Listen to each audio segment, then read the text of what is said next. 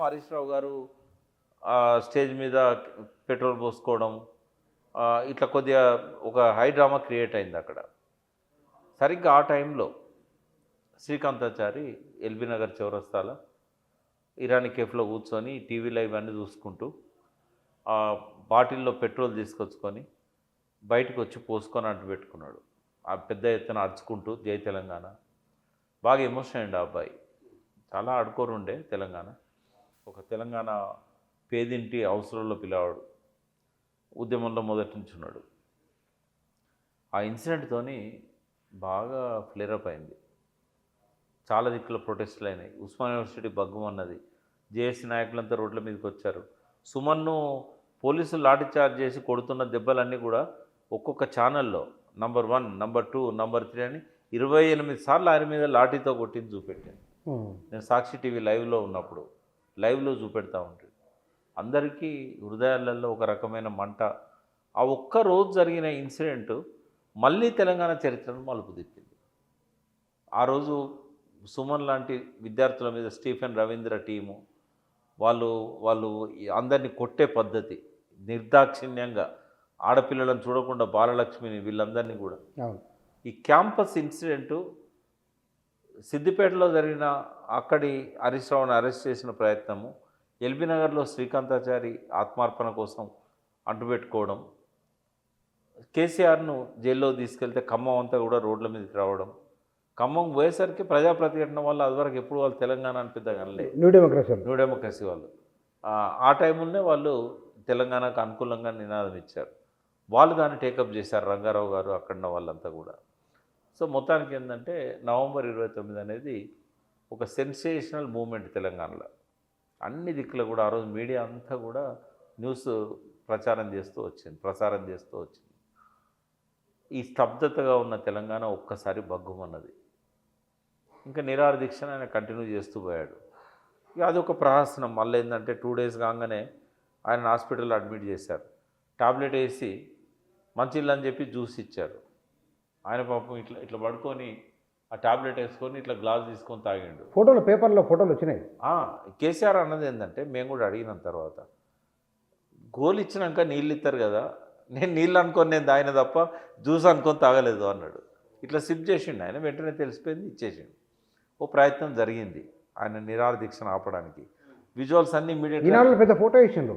Visuals immediate telecast చేశారు. Visuals అన్ని telecast చేశారు. నేను కూడా ఎన్టీవీ లైవ్లో ఉన్నారు ఆ రోజు. నిరాహార దీక్ష నిజంగానే మానేసిండేమో అనుకొని నమ్మి కన్ఫ్యూజ్ కదా. నేను కూడా కామెంట్ చేశాను. ఇన్నిసార్లు పడిపోతుంటే కేసీఆర్ని లేపినాం, కానీ ఇప్పుడు దీక్ష విరమిస్తే కనుక ఆయనను లేపడం ఎవరి తరం కాదు. ఇక ఒకవేళ నిజమైతే కనుక ఈ చర్మగీతం అయితే తెలంగాణకు ఆయన కంటిన్యూ చేయాలని చెప్పాను నేను కూడా. వెంటనే గద్దరు శివయాత్ర స్టార్ట్ చేసిండు క్యాంపస్లో. ఇది కేసీఆర్ శివయాత్ర ఉస్మానియాలో. వెంటనే అక్కడే మెసేజ్ పోయింది, నిరాహార దీక్ష మానేసినట్టుగా ప్రచారం అవుతున్నదని. లేదు నేను మానేయను, నేను కంటిన్యూ చేస్తాను, హాస్పిటల్లో కంటిన్యూ చేస్తా, అవసరమైతే జైల్లో కంటిన్యూ చేస్తా, మీరు మెసేజ్ ఇవ్వండి అందరికి అని చెప్పి అక్కడ ఉన్న ప్రెస్ను పిలిచి కేసీఆర్ చెప్పేసి, కేసీఆర్ తరఫున విజయరామారావు వీళ్ళంతా చెప్పారు, హరీష్ రావు ఉండే వీళ్ళంతా ఉండే. సో మళ్ళీ ఒక 1 hour లోపలనే రివైవ్ అయింది నిరాహార దీక్ష. ఇక అక్కడి నుంచి నిమ్స్ తీసుకొచ్చేదాకా అనేక సంఘటనలు జరిగినాయి. మళ్ళీ ఫ్లేరప్ అయిన ఇష్యూ ఏంటంటే కానిస్టేబుల్ కిష్టయ్య ఆత్మహత్య. ఇక్కడ ఆయన ఖమ్మం జైల్లో ఉన్న తర్వాత, ఖమ్మం జైలు 29 నవంబర్ 29 ఒక రాత్రి ఉన్నాడు ఖమ్మం జైల్లో. అలుగునూరు దగ్గర పట్టుకున్నారు. అవును, అరెస్ట్ చేసి ఖమ్మం జైలు తీసుకొని పోయారు. 29 రాత్రి అక్కడ ఉన్నాడు. 30వ తారీఖు నాడు ఎర్లీ అవర్సే మళ్ళీ ఖమ్మం హాస్పిటల్ తీసుకొచ్చారు. ఆ జైలు ఇంకా అప్పటికి నిర్మాణం అవుతున్నది, సరిగా లేదు, ఆడ ఫెసిలిటీస్ లేవు. ఆయన ఏమన్నాడంటే, నన్ను హాస్పిటల్లో తీసుకుపోండి, నాకు ఇక్కడ బాగాలేదు అని అంటే హాస్పిటల్ తీసుకొచ్చారు. హాస్పిటల్ తీసుకొచ్చినాక తెల్లవారు సాయంత్రం ఈ ప్రయత్నం జరిగింది.